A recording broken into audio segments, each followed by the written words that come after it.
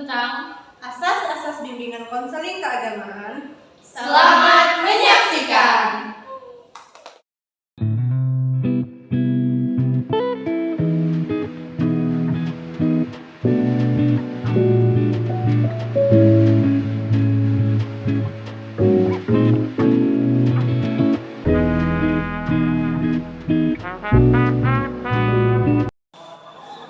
Pengertian bimbingan konseling keagamaan.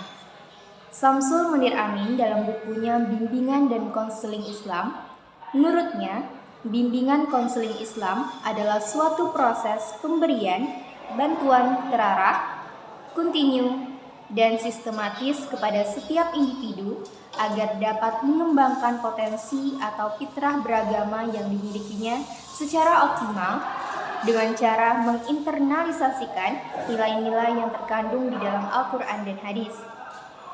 Bimbingan konseling Islami bersifat pencegahan atau menghindari masalah agar masalah tidak akan muncul dalam diri individu. Sementara konseling Islam bersifat sebagai penyembuhan. Asas-asas bimbingan konseling keagamaan. Asas kerahasiaan.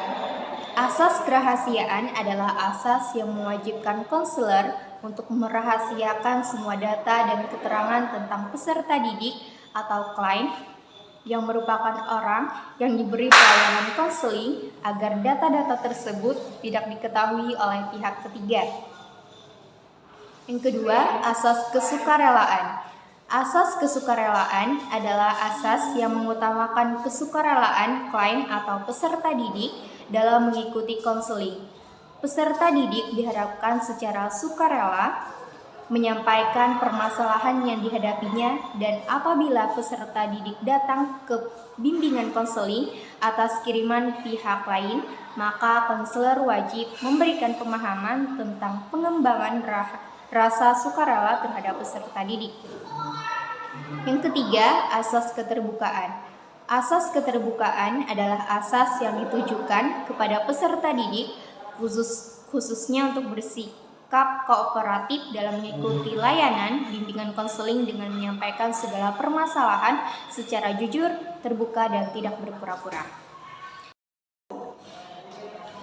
Selanjutnya, asas kegiatan. Asas kegiatan adalah asas yang mewajibkan peserta didik untuk berpartisipasi secara aktif dalam penyelenggaraan bimbingan konseling keagamaan. Asas kemandirian. Asas kemandirian adalah asas yang berfokus pada kemandirian peserta didik untuk menyelesaikan masalahnya sendiri.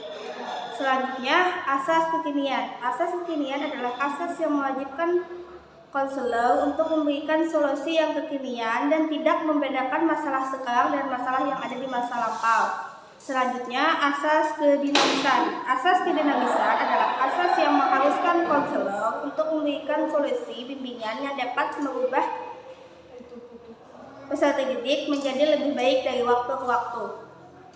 Asas keterpaduan adalah asas yang mengkehendaki agar layanan bimbingan dan konseling diikuti dan dilakukan oleh partisipasi semua peserta sekolah seperti kepala sekolah, peserta didik, dan pihak lainnya yang ada di sekolah.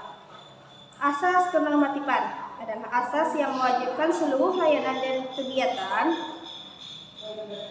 berlandaskan pada norma-norma kehidupan seperti agama, sosial, dan lainnya.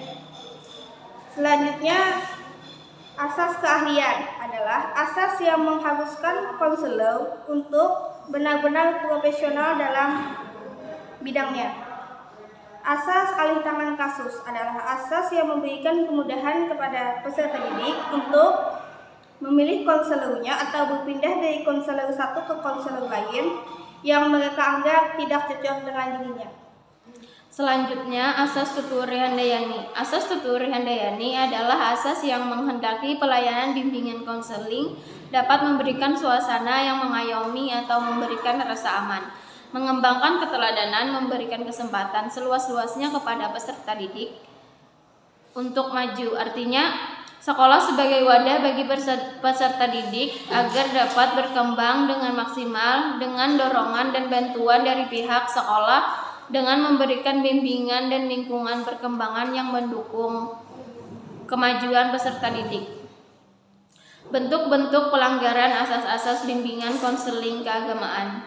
1. Pelanggaran terhadap konseling atau klien peserta didik, yaitu menyebarkan atau membuka rahasia konseling kepada orang yang tidak terkait dengan kepentingan konseling, melakukan perbuatan asusila atau pelecehan seksual, penistaan agama, rasialis, melakukan tindakan kekerasan atau fisik dan psikologis terhadap konseling. Kesalahan dapat melakukan praktek profesional atau prosedur, teknik, evaluasi, dan tindak lanjut. 2. Terhadap organisasi profesi, yaitu tidak mengikuti kebijakan dan aturan yang telah ditetapkan oleh organisasi profesi dan mencemarkan nama baik profesi atau menggunakan organisasi profesi untuk kepentingan pribadi dan atau kelompok. 3.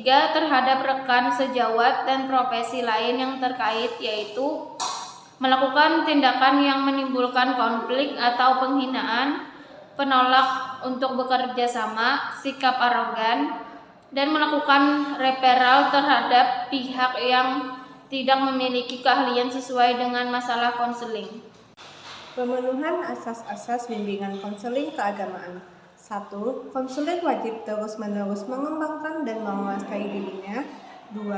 Konselor wajib memperhatikan sifat-sifat sederhana seperti rendah hati, sabar, menepati janji, dapat dipercaya, jujur, dan hormat. 3. Konselor wajib memiliki keterampilan menggunakan teknik dan prosedur khusus. 4. Catatan tentang klien yang meliputi data hasil wawancara, surat menyurat, rekaman, dan data lainnya merupakan informasi yang bersifat rahasia dan hanya boleh digunakan untuk kepentingan klien. 5. Penggunaan informasi tentang klien dengan anggota profesi yang sama atau yang lain dapat dibenarkan asalkan untuk kepentingan klien dan tidak merugikan klien. 6. Dalam melakukan tugasnya, konselor tidak membedakan klien antara suku, bangsa, warna kulit, agama, ataupun status ekonomi. Terus yang terakhir, konselor tidak memaksa untuk memberikan bantuan kepada seseorang tanpa izin dari orang yang bersangkutan dan sebagainya. Terima kasih.